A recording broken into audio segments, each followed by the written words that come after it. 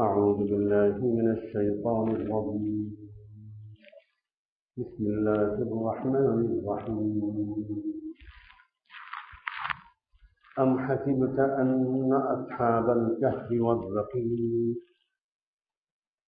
أصحاب الكهف والرقيم كانوا من آياتنا عجبا إذ أوى الفتية إلى الكهف فقالوا ربنا آتنا من لدنك رحمة وهيئ لنا من أمرنا رشدا فضربنا على آذانهم في الكهف سنين عددا ثم بعثناهم لنعلم أي الحزبين أحصى لما لبثوا أمدا نحن نقص عليك نبأهم بالحق إنهم فتية آمنوا بربهم وزدناهم هدى وربطنا على قلوبهم إذ قاموا فقالوا ربنا رب السماوات والأرض لن ندعو من دونه إلها لقد قلنا إذا شططا هؤلاء قوم اتخذوا من دونه آلهة لولا يأتون عليهم بسلطان بين فمن أظلم ممن افترى على الله كذبا وإذ اعتزلتموهم وما يعبدون إلا الله فأووا إلى الكهف ينشر لكم ربكم من رحمته ويهيئ لكم من أمركم مرفقا وترى الشمس إذا طلعت تزاور عن كهفهم ذات اليمين وإذا غربت تقرضهم ذات الشمال وهم في فجوة منه ذلك من آيات الله من يهد الله فهو المهتد ومن يضلل فلن تجد له وليا مرشدا وتحسبهم أيقاظا وهم رقود ونقلبهم ذات اليمين وذات الشمال وكلبهم باسط ذراعيه بالوصيد لو اطلعت عليهم لوليت منهم فرارا ولملئت منهم رعبا وكذلك بعثناهم ليتساءلوا بينهم قال قائل منهم كم لبثتم قالوا لبثنا يوما أو بعض يوم قالوا ربكم أعلم بما لبثتم فابعثوا أحدكم بورقكم هذه إلى المدينة فلينظر أيها أزكى طعاما فليأتكم برزق منه وليتلطف ولا يشعرن بكم أحدا إنهم إن يظهروا عليكم يرجموكم أو يعيدوكم في ملتهم ولن تفلحوا إذا أبدا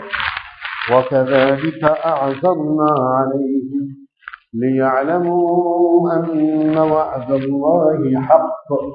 وأن الساعة لا ريب فيها إذ يتنازعون بينهم أمرهم فقالوا ابنوا عليهم بنيانا ربهم أعلم بهم قال الذين غلبوا على أمرهم لنتخذن عليهم مسجدا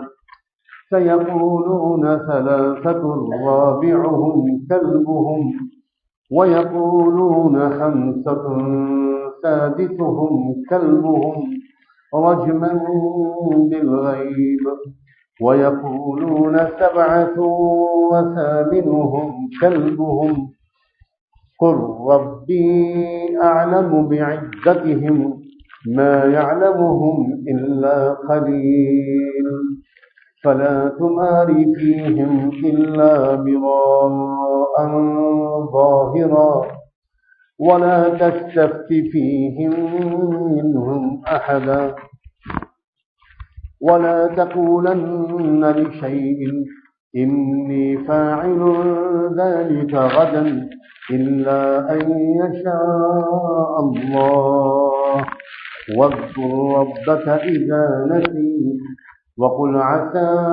أن يهديني ربي لأقرب من هذا رشدا ولبثوا في كهفهم 300 سنين وازدادوا 9 قل الله أعلم بما لبثوا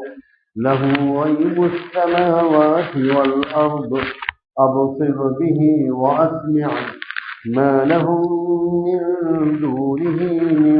ولي ولا يشرك في حكمه أحدا صدق الله العظيم.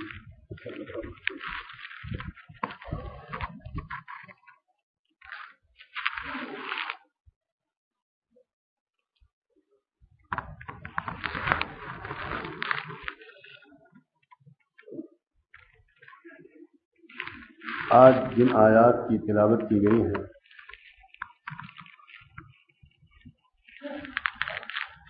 وہاں ان آیات سے اس واقعے کا بیان شروع ہوا ہے جس کی وجہ سے اس سورت کو سورہ کہف کا نام دیا گیا. ارشاد فرمایا گیا ام حسبت ان اصحاب الکہف والرقیم کانوا من آیاتنا عجبا، کیا تم سمجھتے ہو کہ الکہف اور الرقیم والوں کا جو معاملہ تھا، جو واقعہ ہوا تھا، وہ کوئی بہت ہماری عام سنت سے ہٹا ہوا تو غیر معمولی واقعہ تھا، کوئی بہت عجیب واقعہ تھا؟ وہ واقعہ کیا ہوا تھا اللہ تعالیٰ خود بیان فرماتے ہیں اذ اول فتیۃ الی الکہف.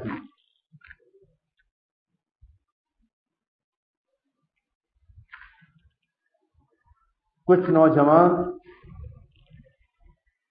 اپنے ماحول سے نکل کر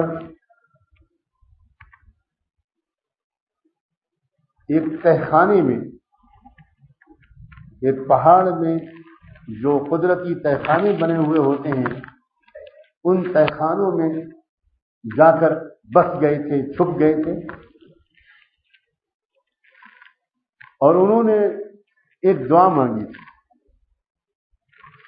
ربنا آتنا من لدنک رحمۃ وہیئ لنا من امرنا رشدا. اے ہمارے رب، اپنی طرف سے، اپنے غیبی خزانوں سے، اپنے غیبی نظام سے اللہ آپ ہمارے لیے رحمت عطا کر دیجئے، ہم کو اپنی رحمت عطا کر دیجئے، اپنا فضل عطا کر دیجئے، اور ہمیں ہمارے معاملے میں صحیح راستہ سجھا دیجئے، دکھا دیجئے، سمجھا دیجئے. عیسیٰ علیہ السلام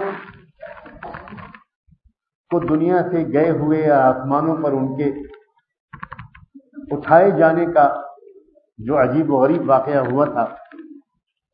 اس واقعے کو ابھی 250 سال گزرے تھے.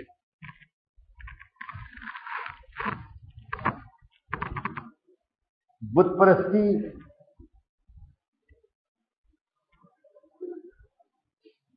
چھائی ہوئی تھی، اور عیسیٰ علیہ السلام جو اسلام لے کر آئے تھے، صاف ستھرا دین لے کر آئے تھے، اس دین کو قبول کرنے والوں پر مصیبتوں کے پہاڑ ٹوٹ رہے تھے۔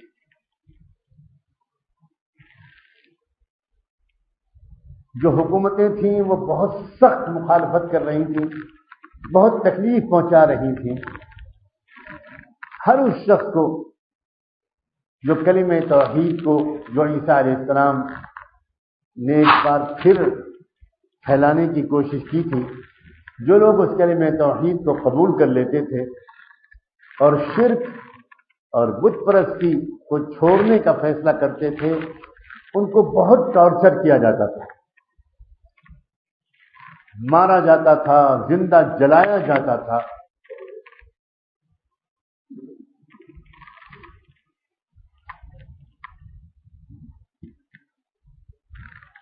ایسے ماحول میں اپنے ایمان کو بچانا بہت مشکل ہو گیا۔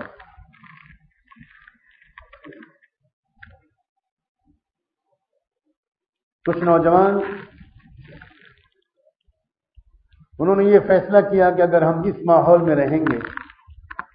تو ہم اپنے ایمان کو نہیں بچا سکتے، ہمیں اس ماحول سے اپنے آپ کو کہیں اور لے جانا ہو۔ کہاں جائیں؟ دنیا میں ایسے دور آتے ہیں کہ زمین ظلم سے بھر جاتی ہے اور ایمان والوں کو اپنے ایمان کو بچانا مشکل ہو جاتا ہے۔ ان لوگوں نے یہ طے کیا کوئی راستہ ہمارے ایمان کے بچنے کا نہیں ہے اس کے سوا کہ ہم کسی تہہ خانے میں جا کر چھپ جائیں۔ وہ جانتے تھے یہ بات کہ تہہ خانے میں جائیں گے تو دو بڑے خطرے مول لینا پڑیں گے۔ ایک تو یہ کہ جب ہم اپنی روزمرہ کی زندگی سے، سوسائٹی سے، ماحول سے کٹ جائیں گے تو پھر کہاں سے کھائیں گے؟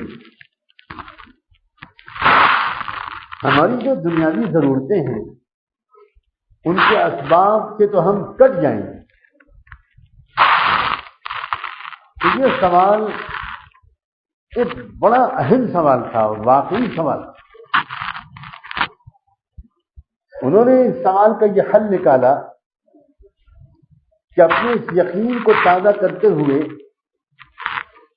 کہ بلا شبہ اللہ تعالیٰ نے عام حالات میں روزی کو جوڑا ہے عام اسباب سے، لیکن اللہ تعالیٰ اسباب کا محتاج نہیں ہے۔ اگر اللہ تعالیٰ چاہے تو وہ بغیر اسباب کے بھی روزی دے سکتے، اور ہم کو اپنے اس اللہ کی قدرت اور طاقت پر بھروسہ کر کے قدم اٹھانا چاہیے۔ ہمارے سامنے دو راستے ہیں۔ اگر ہم اللہ تعالیٰ کی قدرت پر شک کریں گے تو ہم اپنے ایمان کو کھو دیں گے۔ ہم ایمان لائے ہیں اس رب پر جو لامحدود قدرت اور طاقت کا مالک ہے، جو ایک لگے بدے سسٹم کا پابند اور محتاج نہیں ہے۔ یہ ہم اس کی قدرت پر یقین کریں گے اور یقین کر کے دعا مانگتے ہیں۔ اللہ تعالیٰ یقین کے بقدر معاملہ فرماتا ہے۔ جب ہمارا یقین پکا ہوگا، ہماری دعا قبول ہوگی، تو اللہ تعالیٰ قدرت رکھتے ہیں کہ تہہ خانے میں بھی اللہ تعالیٰ ہم کو روزی پہنچائیں گے۔ دوسرا خطرہ ان کے سامنے ایک اور تھا۔ انسان کو اللہ تعالیٰ نے ایسا بنایا ہے کہ اگر وہ سارے ماحول سے کٹ جائے، ملنا جلنا، رہنا سہنا، چلنا پھرنا، خریدنا فروخت کرنا، کاروباری تجربات، پڑوس کے تجربات، لین دین کے تجربات، ایک دوسرے کو ڈیل کرنے کے تجربات، کچھ بولنا کچھ سننا، یہ سب بند ہو جائے تو انسان کا دماغ اور اس کا ذہن کل ہو جائے گا۔ اس کی جو ذہنی ایکٹیویٹی ہے، جو دماغ کی سرگرمی ہے، وہ ایک دم ٹھپ ہو جائے گی، اور اس سے اس کے ذہنی نشو و نما پر اثر پڑے گا، اس کے اندر باتوں کو سمجھنے اور سوچنے کی صلاحیت یہ کم ہوتی چلی جائے گی۔ انسان کا دماغ یہ مسلسل حرکت میں رہتا ہے، تجربات ہوتے ہیں، اس پر انسان غور کرتا ہے، سبق سیکھتا ہے، تو اس سے انسان کا جو ایک مینٹل گروتھ ہے، جو ذہنی نشو و نما ہے، وہ اسی سے ہوتی ہے۔ ہر انسان ایک دوسرے سے کچھ نہ کچھ سیکھتا ہے اور ایک دوسرے کو کچھ نہ کچھ سکھاتا ہے۔ ایک خاموش تبادلہ برابر جاری رہتا ہے ایک اجتماعی زندگی میں۔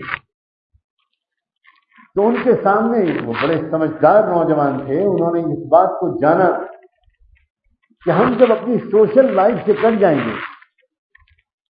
اور سماجی زندگی سے بالکل دور چلے جائیں گے اور ایک تہہ خانے میں جا کر رہیں گے، تو ہمارا تو صرف یہ مسئلہ نہیں پیش آئے گا کہ ہمارا پیٹ کیسے بھرے گا، بلکہ ایک نقصان کا اور بھی اندیشہ ہے، اور وہ یہ ہے کہ وہ جو ذہنی صلاحیت ہے وہ ہماری کم ہو جائے۔ انہوں نے اس کے لیے بھی دعا مانگی، انہیں پتا تھا کہ ہر مسئلے کا حل اللہ کے پاس ہے، ہمیں یہ بھی اس لیے لینا پڑے گا اور یہ بھی اس لیے لینا پڑے گا۔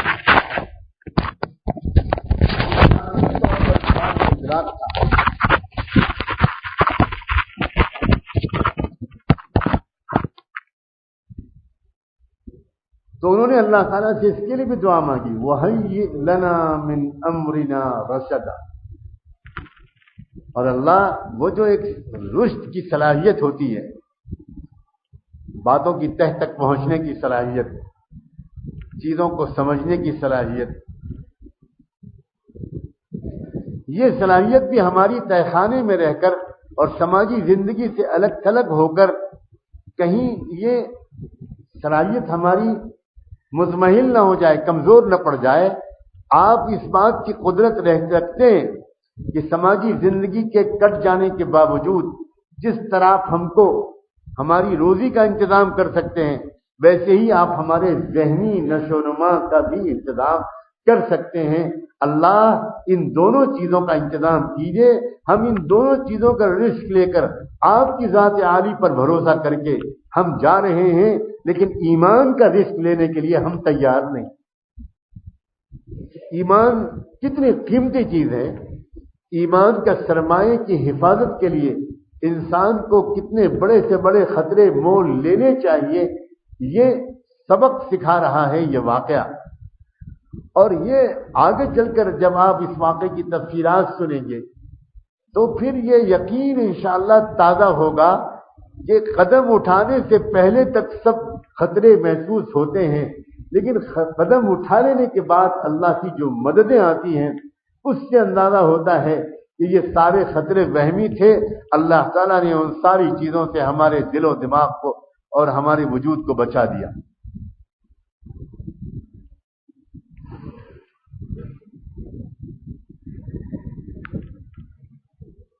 اب یہ لوگ تہہ خانے میں داخل ہو گئے۔ قرآن مجید واقعات جو بیان کرتا ہے اس میں ہمیشہ یہ طرز اختیار کرتا ہے کہ جو اصل کام کی بات ہے بس وہ بیان کی جائے۔ قرآن تاریخ کی کتاب نہیں ہے، قرآن تربیت کی کتاب ہے، ہدایت کی کتاب ہے۔ اس لیے یہ ساری باتیں قرآن مجید بیان نہیں کرتا کہ یہ ان کے نام کیا تھے نوجوانوں کے، ان کا رنگ روپ کیا تھا، کس زمانے کا یہ واقعہ ہے، کس ملک اور کس شہر کا واقعہ ہے، یہ تہہ خانہ کہاں واقع تھا۔ ان چیزوں سے قرآن مجید جان بوجھ کر گریز کرتا ہے، اللہ کو تو سب معلوم ہے، لیکن اللہ تعالیٰ ان غیر ضروری باتوں کو بیان کر کے ہماری فوکس کو اور ہماری توجہ کو اس خاص نقطے سے ہٹنے نہیں دینا چاہتا جس نقطے کی طرف ہمارے دل و دماغ کو مرکوز کرنے کے لیے اللہ کوئی واقعہ سناتا ہے۔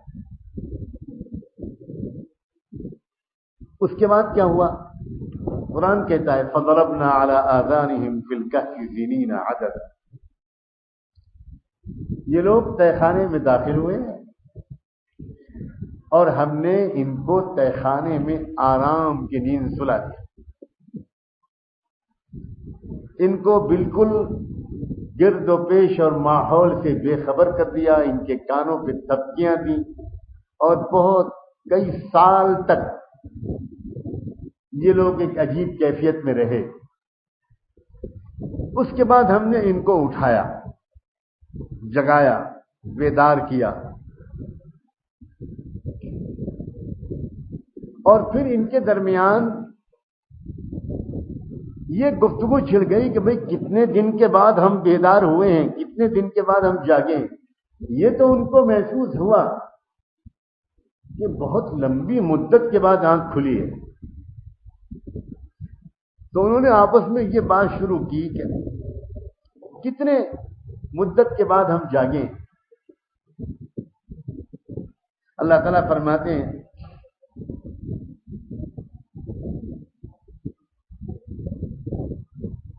کہ یہ تو ہم جانتے ہیں، ہمیں علم ہے اس بات کا کہ کتنی مدت ایک عجیب و غریب حالت میں گزارنے کے بعد یہ لوگ جاگے۔ اب اللہ تعالیٰ ان کے واقعے کو سنانے، یہ واقعہ اختصار کے ساتھ سنا دیا گیا، بالکل سمیٹ دی گئی بات شروع میں۔ انہم فتیۃ آمنوا بربہم وزدناہم ہدی،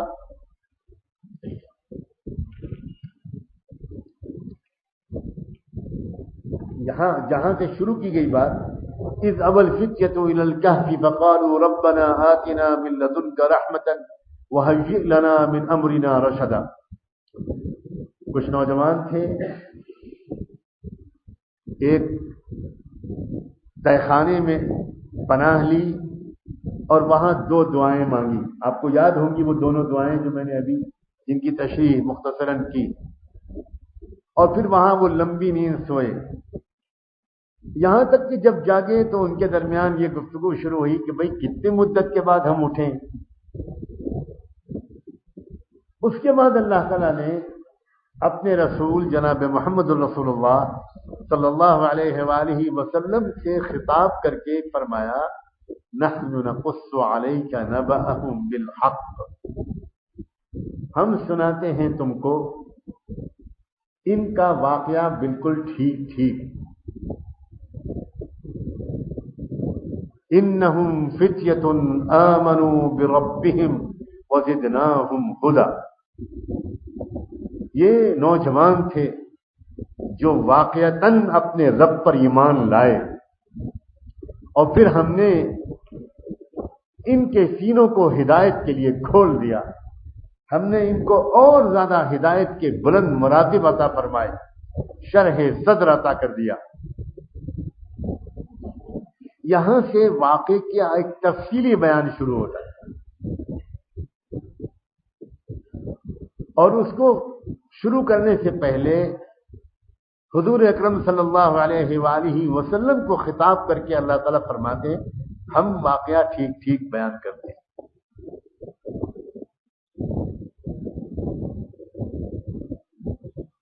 رحمت دو عالم صلی اللہ علیہ وآلہ وسلم کے مکی دور میں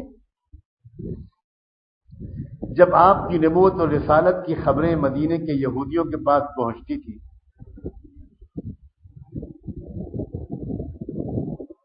تو وہ ڈرتے تھے، اس بات سے تھے کہ کہیں مکے کے لوگ محمد کو رسول تسلیم نہ کریں،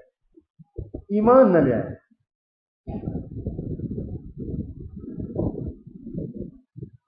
تو وہ چپکے چپکے مشرکین مکہ کے ذہنوں میں کچھ شبہات اور سوالات ڈالتے تھے۔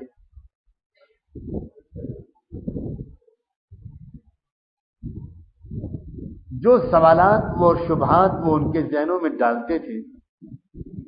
ان میں سے ایک یہ بھی سوال تھا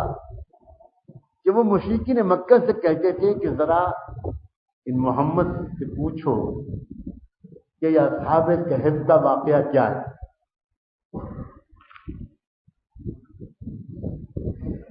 یاد ہوگا جو حضرات سورہ یوسف کے درس میں شروع سے شریک تھے تو سورہ یوسف کے درس میں بھی میں نے شروع میں یہ عرض کیا تھا کہ یہودیوں ہی نے مشرکین مکہ سے یہ کہا تھا کہ ذرا یوسف کے بارے میں محمد سے پوچھو. ان کو یہ امید تھی کہ محمد بتا نہیں پائیں گے اور پھر ہم کو مشرکین مکہ کو کنفیوز کرنے میں آسانی ہوگی کہ دیکھو یہ کیسے نبی ہیں کہ ان کو ہمارے سلسلے کے ایک نبی کے بارے میں کچھ معلومات ہی نہیں. وہاں بھی اللہ تعالیٰ نے ایسا کیا کہ رحمت دو عالم صلی اللہ علیہ وآلہ وسلم پر پورے سورہ یوسف اتار کر حضرت یوسف علیہ السلام کی زندگی کی پوری سوانح کا علم آپ پر کھول دیا. یہاں بھی اللہ تعالیٰ نے یہی کیا کہ اصحاب کہف کا واقعہ پوری تفصیل کے ساتھ اللہ کے رسول صلی اللہ علیہ وآلہ وسلم پر اتارا اور اس سورت کا نام ہی سورہ کہف رکھوا دیا. اور اس واقعے کی تفصیلی جو بیان شروع ہوا وہ یہ کہہ کے شروع ہوا کہ یہ میرے نوجوان بندے تھے. اللہ انہم فتیۃ آمنوا بربہم وزدناہم ھدی. بار بار اللہ تعالیٰ اس واقعے کے بیان میں نوجوانوں کا تذکرہ کر رہا. جہاں اس واقعے کا مختصر تذکرہ شروع ہوا تھا وہاں بھی کہا گیا تھا اذ اول فتیۃ الی الکہف، اور یہاں جہاں تفصیلی بیان شروع ہوا ہے یہاں بھی اللہ تعالیٰ فرما رہے ہیں انہم فتیۃ آمنوا بربہم. جب ماحول سخت مخالفانہ ہوتا ہے، جب ظلم چاروں طرف پھیلا ہوا ہوتا ہے تو اس ظالمانہ سسٹم کے سامنے کھڑے ہونے کی ہمت، اس کو چیلنج کرنے کی ہمت، اس کو للکارنے کی ہمت اور اس سسٹم کو بدلنے کی ہمت زیادہ تر نوجوان ہی کر پاتے ہیں. ہر عمر کا اپنا ایک الگ رنگ ہوتا ہے. تجربات زیادہ عمر کے لوگوں کے ہوتے ہیں لیکن ہمت اور جوش یہ جوانی کی عمر میں زیادہ ہوتی ہے. رحمت دو عالم